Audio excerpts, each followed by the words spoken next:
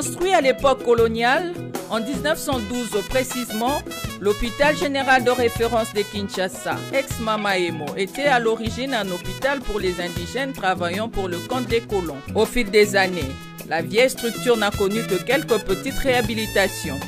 Et il a fallu attendre plus de 100 ans pour voir sortir des terres un joyau, un bijou, un nouvel hôpital complètement reconstruit dans les normes internationales. Pour cette première phase, 3 ouvrages ont vu le jour. Il s'agit d'un imposant immeuble de 4 niveaux destiné à l'hospitalisation.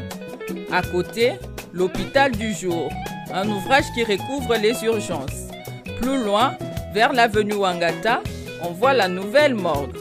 C'est à ce titre ainsi qu'en tant que maître d'ouvrage délégué, le BCECO, conduit par Jean-Mabi Moulumba et ses différents partenaires, ont effectué une mission d'inspection sur les sites de l'ex-Mamaemo.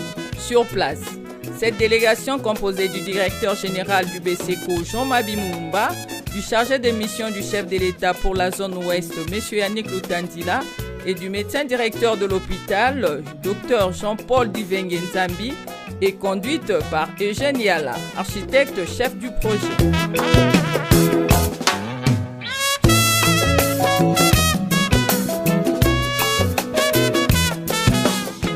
D'entrée les jeux, Eugène Yala explique les différents compartiments de cette infrastructure, du hall d'accueil des malades, en passant par la pharmacie ou les urgences qui auront, outre le bloc opératoire, une salle pour le scanner.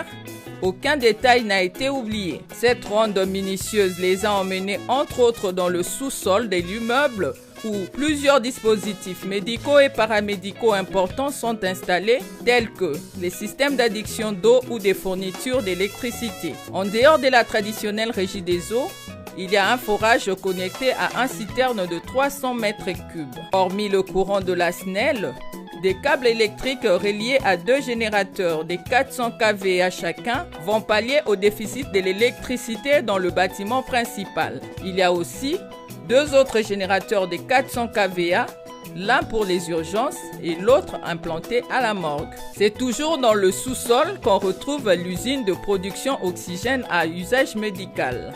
Ce dispositif part du sous-sol pour aboutir au chevet de lit de chaque malade. On y trouve également plus de 200 bonbonnes pouvant être déplacées d'un point à un autre.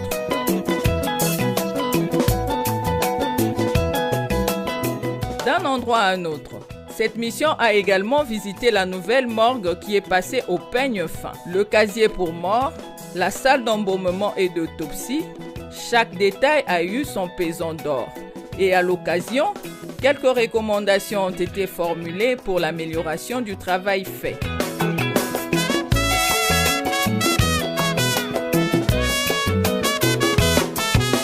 Pour finir, c'est l'hospitalisation le clou. Les travaux sont presque terminés, les chambres sont prêtes à recevoir les malades dans un proche avenir.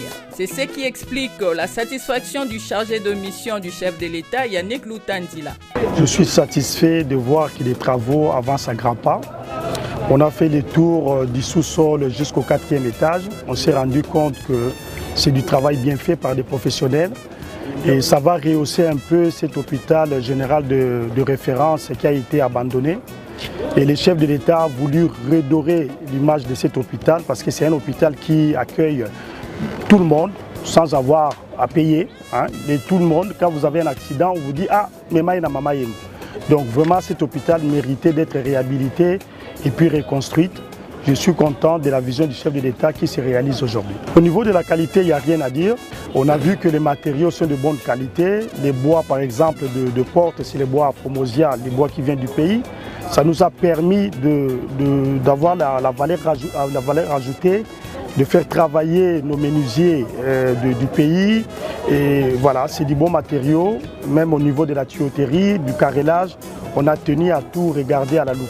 Le médecin directeur de l'hôpital n'a pas tari d'éloges pour cet accomplissement. C'est un sentiment de joie que d'être bénéficiaire de ces travaux, que celui qui vient à l'hôpital général ex-Mamaemo ne se sente pas comme un sous-homme. Et je pense que pour nous, c'est l'occasion de dire encore une fois merci au chef de l'État pour avoir pensé à la réhabilitation, à la reconstruction de l'hôpital général Ex-Mama Yemo que j'ai l'honneur de diriger maintenant. Somme toute, les travaux de construction de cet édifice sont à 95% de leur réalisation, selon Eugène Yala, architecte responsable du projet. Oui, pour la première phase, nous avons terminé presque. Il nous reste 3 à 4% sont des imperfections que l'entreprise a fait et qu'étant bureau, nous sommes passés pour mettre des feutres par-ci, par-là pour faire des corrections de toutes les petites malfaçons qui sont au chantier. Nous sommes prêts à livrer ces 3 bâtiments que nous avons construits, dont les bâtiments P3 que nous appelons et puis les bâtiments urgence et puis la morgue, parce qu'on ne pouvait pas construire sans penser déjà aux morts, parce que c'est inévitable. Donc quand on est en train de traiter, on peut aussi avoir des cas de décès. Il faudrait déjà préparer un endroit pour mettre ces gens-là.